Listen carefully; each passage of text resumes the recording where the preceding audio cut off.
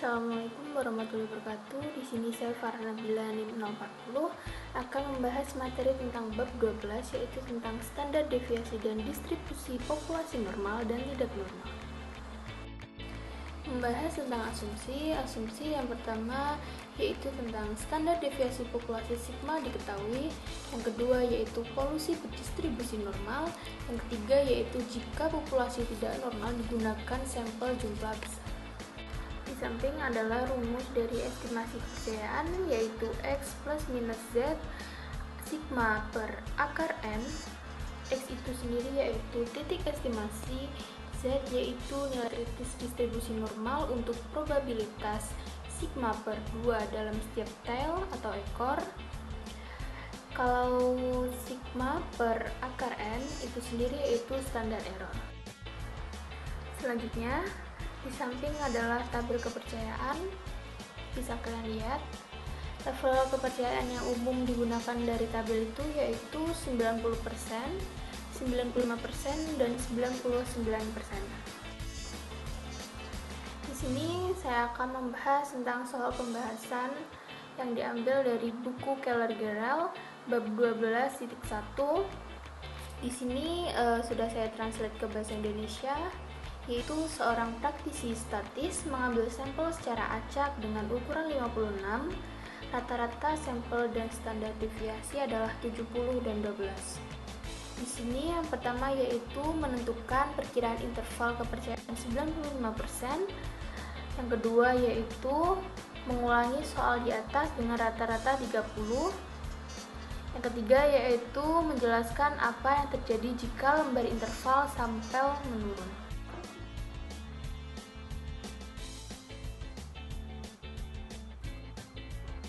Pertama yaitu diketahui rata-rata 95% sigma sama dengan 12, X sama dengan 70, N sama dengan 56. Di sini ditanya interval kepercayaan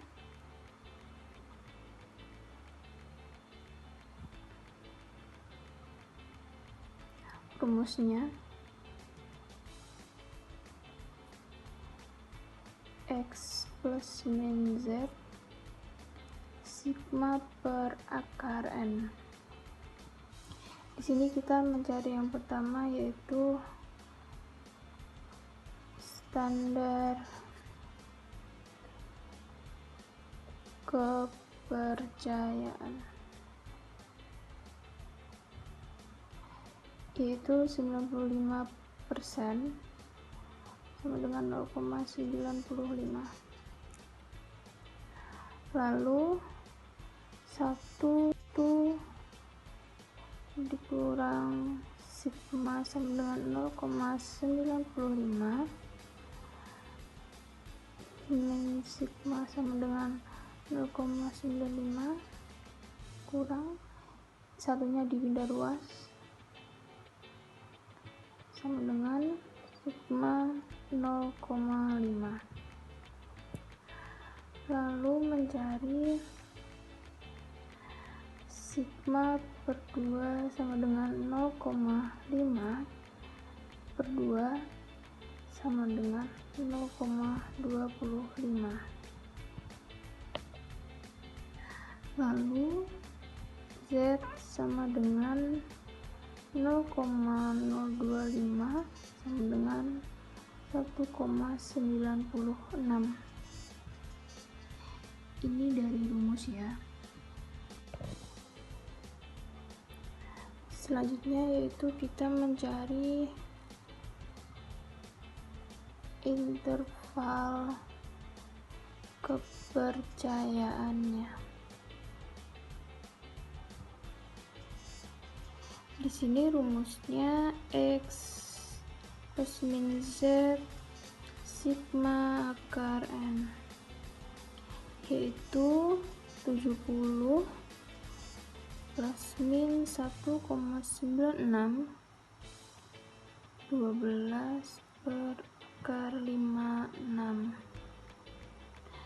Lalu 70 plus min, ini tadi sudah saya jumlahkan dulu, 3,14.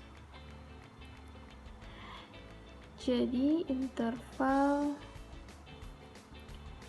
kepercayaan yaitu 66,86 73,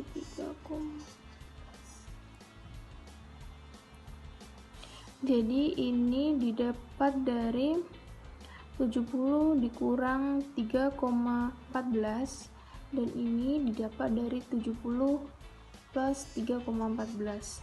Lalu yang terakhir kita mencari rata-rata untuk sampel yang 30. Interval kepercayaan. Di sini rumusnya sama, X plus min Z sigma per akar N sama dengan 30 plus min 1,96 tetap 12 akar 56. 30 plus min 3,14.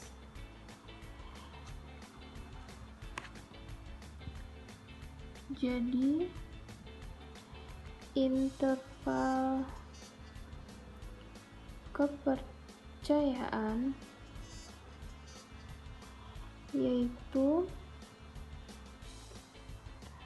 26,86 X 33,14.